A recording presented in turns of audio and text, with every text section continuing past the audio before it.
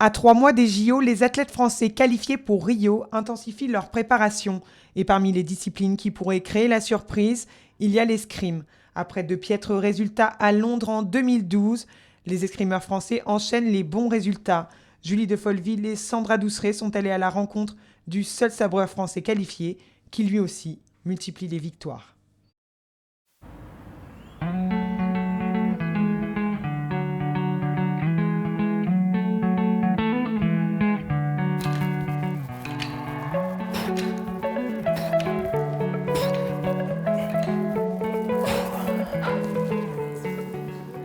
Là, on a 50 kilos, là.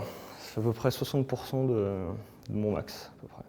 Vincent Honstedt, 15 ans d'équipe de France, un modèle de persévérance. 5 titres de champion de France, et cette année, enfin, il y a 3 jours, une victoire en Coupe du Monde à Madrid. Il est au plus haut de sa carrière. Et en plus, je pense que c'est vraiment un bon exemple, par le travail, par l'investissement qu'il a eu jusqu'à maintenant. Et je crois que cette récompense, cette victoire, ça ne doit pas être un arrêt, mais ça lui montre que par le travail, le fait de croire en lui, il peut aller bien plus haut. Finalement, il n'est jamais trop tard pour bien faire.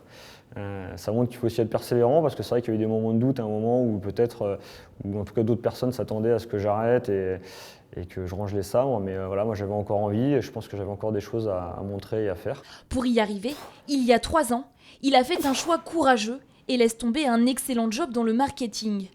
Un choix réfléchi tout de même. Classé parmi les 20 meilleurs mondiaux, il a suffisamment d'arguments pour convaincre des sponsors de le soutenir dans ce choix. Si on veut faire des médailles et des résultats, à un moment ou à un autre, il n'y a pas de secret non plus. Il faut pouvoir s'entraîner, il faut pouvoir être concurrentiel avec les autres pays. Bon allez, maintenant on va de l'autre côté pour la séance d'escrime. À 3 mois des Jeux, on insiste plus que jamais sur les séances individuelles. Vincent y travaille la technique, révise les gammes, sous l'œil plein de fierté de son entraîneur. Il y a de quoi, aucun Français n'avait plus remporté de titre mondial depuis 2007.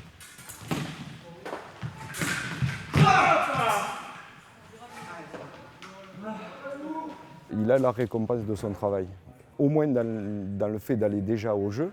Et après, le tout, c'était de lui montrer qu'il avait la capacité à gagner et à performer malgré son âge, parce qu'il commence quand même à vieillir. Et en fait, il réalise ses 3 meilleures saisons, il les fait maintenant. Donc c'est vraiment une continuité dans le travail. Augmenter encore et encore le nombre de séances, sans trop en faire, c'est subtil.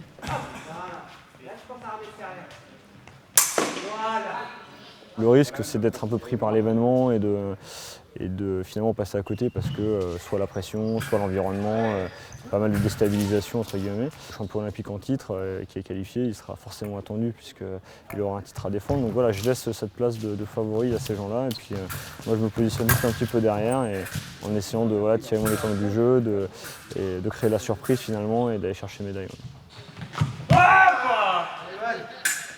Avant d'aller chercher une médaille à Rio, Vincent participera à 2 autres compétitions. Une Coupe du Monde la semaine prochaine à Moscou et un championnat d'Europe en Pologne en juin. Le meilleur moyen de s'étalonner.